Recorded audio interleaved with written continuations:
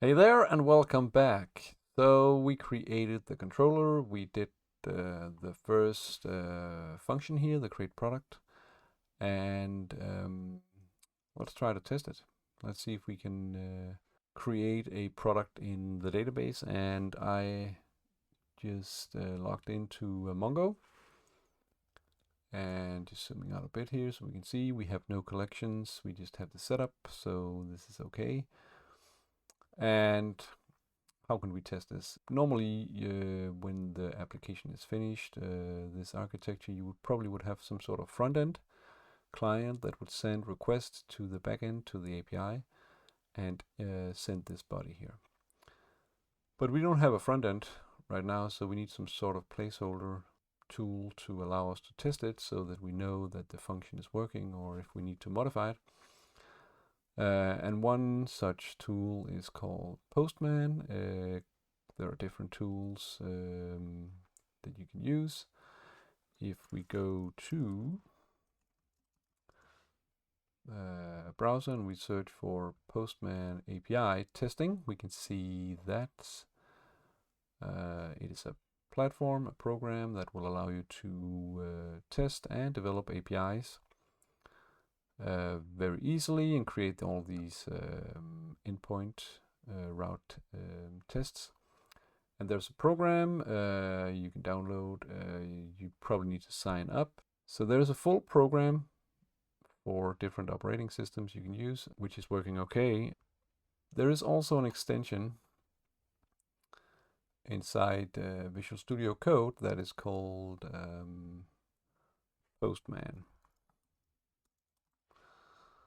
So they've made an extension for VS Code that would allow you to use Postman directly in Visual Studio Code, so you don't need to switch the program, which could be a hassle if you want to switching between VS Code and Postman every time. You need to sign in with your account in Postman also in this extension, but I have this already installed. But let's see when you start it up. You might be asked to sign in. Let me just see if I can sign in. It will ask me to go to an external website. So we can see here that it will open up a browser. It will ask for username, password, or whatever you have chosen to sign up with, Google or something else. Then you need to log in. And then we can see when it's finished, it will go back. And if you have any collections, it will display them. I have a couple of collections that I'm using, but you can create collections with these requests. To make this test here, we can create a new collection. So you can see here. Let's see if you can click on this button, collections, and you can make a new collection. I already have one, so I'm just going to remove this one. I have an empty collection right in here. And when you have a collection, you can make a request. And then it will open up a new window in Visual Studio Code. And then we need to type in what should the request be about. And you can determine the HTTP methods. So in order to test this, we can write localhost 4000 API. And then in the beginning, if we just want to test the welcome route that we did in the beginning, we can just use this and hit send. We can see we get the same response as we did in the browser, 200 OK. So it's just sending a request to the backend and getting a response back from the API. So this is a very, very simple one. We could call this welcome route. And then you can see it will save it over here in the collection. Very nice. So, and it will synchronize it, so it will save it in your Postman account. So if we create a new request for create product, let's see here, and this should be a post request. So we need to type in the same URL, API, products. So the API and products, and now we need to put a bit more work into this because this is a post request, and if we go back to our function, it requires that you input a body, a JSON body. So if we head back, we need to specify over here in the body some data that we're going to send to the API. And we have a lot of different options. We need somewhere to specify that we are using JSON. And the way we do this is we select raw. And then we go over here. We can select between different formats. And then we can select JSON. And then we need to input a JSON object. And recall that in the product model, we had all these types of data, and now we put required, true, false to some of them, and this will be validated when we try to create a product. And one thing we should note is also that we are creating the product first, and the last property of this product schema was referencing the user, who is the user who is creating the product, and we don't have the user in yet. We will create it when we start to do all this auth functionality, so a user can register and log in, but for now we don't have a user, so we need to kind of circumvent this feature, and one way is to put false in here, but I'm going to leave it and then just specify it in the JSON body. So let's see, I have a template here that I'm going to copy in, so we can see this is just a JSON object, has a name, all the properties that we did in the product model. We have product number 1, best and most precious. We have the image URL.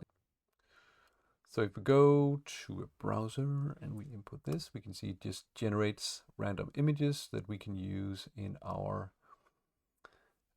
when we save data. So it's a nice way to get random images in our database. And then we have all the other types of data. So what we could do is we can copy this.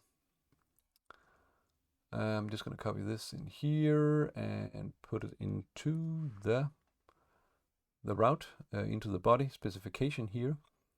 And we have this created by that does not have a value as of now. So we can try to run this first. Let me just go to Postman here. So if we send this, let's see what happens. So now we get an error. It says error creating product 500, not very good. If we remember this error creating product, that was in our product controller, we sent this message here. Okay, so we get some sort of indication something is wrong in the server, but we don't have any more information. So this could be nice to have extra knowledge about what went wrong, and we can do this if we add an error, local variable, and we can attach this.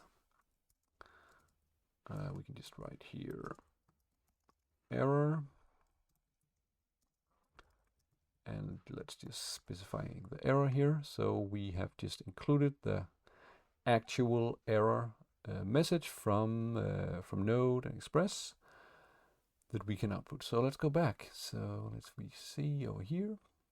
Let's send it again.